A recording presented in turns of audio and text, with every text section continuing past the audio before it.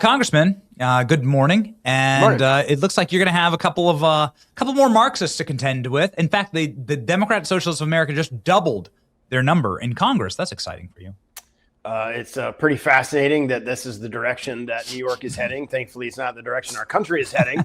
But yeah, it's so a quick fun story. So I try to work out every morning in the members gym. Well, it's Republican and Democrat, and there was a Democrat in there. It was just me and him, and we were talking about the congressional baseball game, and then he made some comment about socialists taking over his party, and even rank and file Democrats that are elected members of Congress see how bad this is for them and for the country.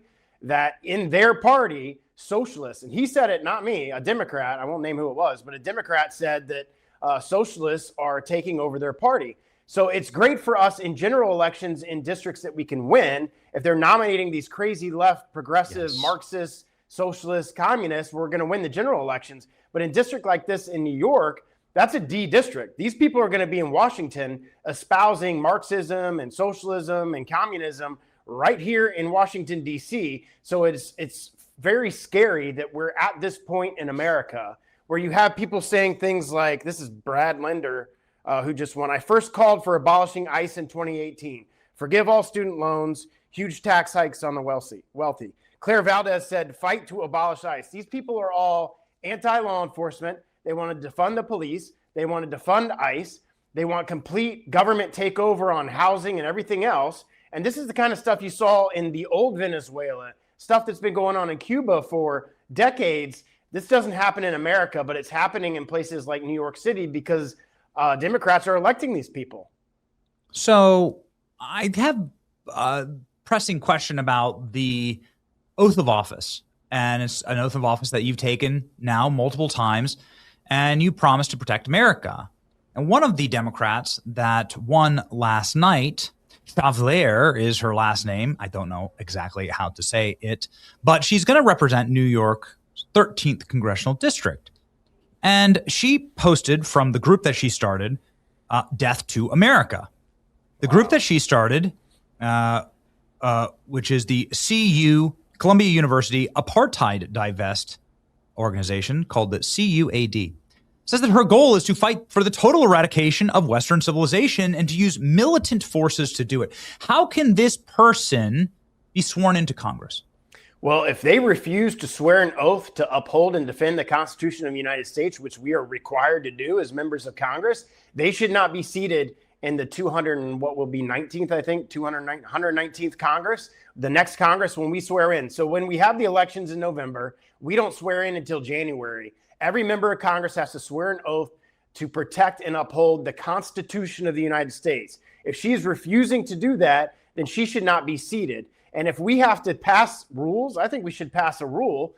This program has given me the idea to file an amendment to the rules that if you refuse to swear an oath to the Constitution of the United States, you shall not be seated as a member of that Congress. So if you can't do that, you shouldn't be seated as a member of Congress, and we should change the rules of the House to reflect that. And every year, every Congress, every 2 years, we sign a new rules package. It has to be voted by the membership. It's obviously usually partisan, so whoever has the majority files a partisan package. We should change the rules to explicitly state that if you cannot swear an oath to the Constitution that's required by law, that you will uphold and defend the Constitution of the United States against all enemies, foreign and domestic, which is a requirement of a member of Congress, you shall not be seated as a member of that Congress. So we need to make that change before people like that get here. And if she's going to refuse to uphold that, then we don't seat her in as a member of this Congress.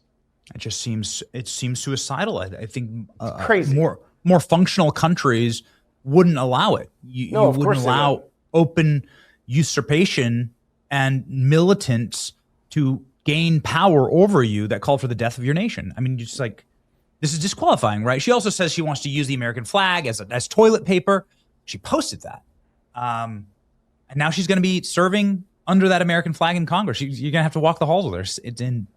What kind of a country allows this? I mean, I don't know. We're not going in the direction we need to go. But to your points about the voting too, like what country allows people without an ID to vote in our elections? It's insane that we can't pass the SAVE Act in a Republican House, Senate, and a White House. Goodness. And thankfully, I've been working with the president on this since like October of last year, saying you've got to tell Thune to nuke the filibuster to get this thing done. Otherwise, it doesn't happen. You can't put it in a reconciliation bill because the parliamentarian in the Senate that was appointed by Harry Reid, by the way, that Thune won't get rid of, won't allow it to be in a reconciliation package. The only way you get it done is to pass it with a Republican vote, which requires you to nuke the filibuster.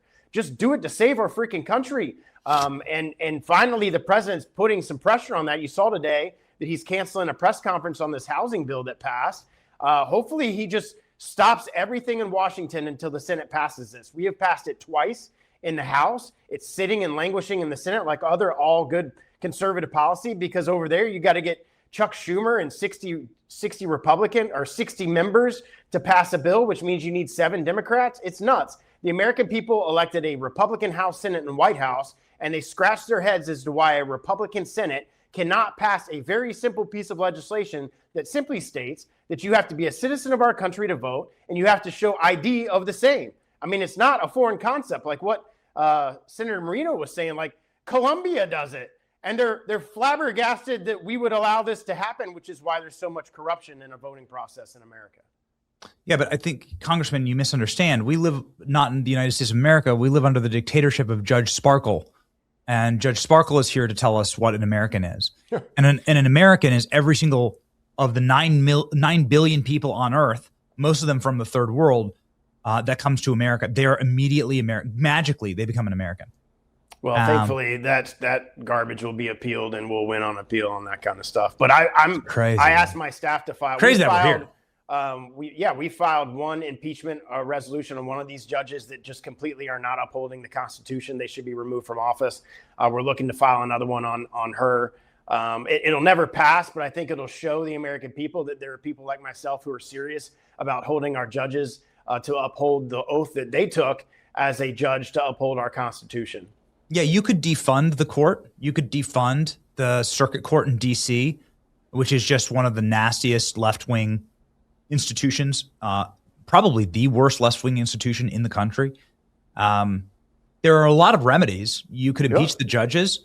What should happen here? I mean, if you ran the zoo, like what would be happening with these judges? Well, I think they should be removed from office because they're not upholding the oath of the Constitution and the requirements of the Constitution. The people that should be doing that is the judicial branch. So if you have judges who are refusing to uphold the Constitution and the laws of the United States, Congress has not passed laws that allow that type of action to happen. And so they're using their position as a judge to create law and overthrowing our Constitution, our rules and statutes that Congress has passed. They should be removed from office. And if you were able to get one of them out, which again, you can maybe get it passed in the House because it's a majority.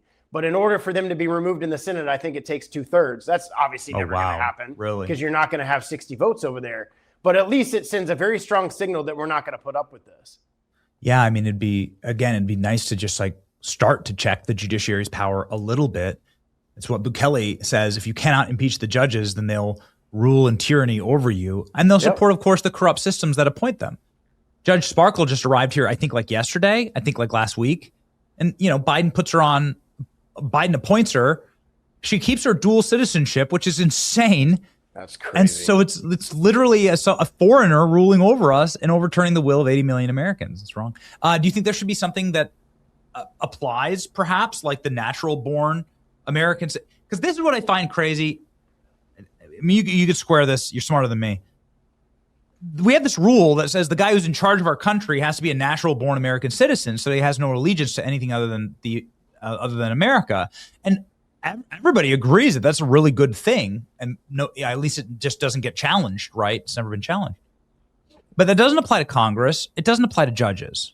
Why? Yeah, I don't know. It's a great question. Maybe it should. But going through that process, I think in order to make the change to the Constitution, you need 2/3 in the House, you need 2/3 in the Senate, which it's not going to happen right now. I certainly support it. And I certainly don't think that a member of Congress or a judge or anybody that holds any type of federal position should have dual citizenship. If you immigrated here and you want to become a citizen of the United States, great. Well, you need to relinquish the citizenship of that other country, or you can't hold office in the United States. No other country in the world would allow that to happen. If you became a citizen of Brazil or whatever other country, I can guarantee you they're not going to let you hold federal office in a foreign nation while still holding your citizenship in the United States. So it's just amazing the things that happen that don't happen all across the world that people here, the liberals and the progressives and the communists and the socialists all think should be happening here, when places like Colombia has voter ID and they know the outcome of the vote that night, and they're still counting votes in California today because they allow for 2 weeks of votes to be counted. It's absolutely insane that we're dealing with that in the country that should be the beacon of freedom in the world.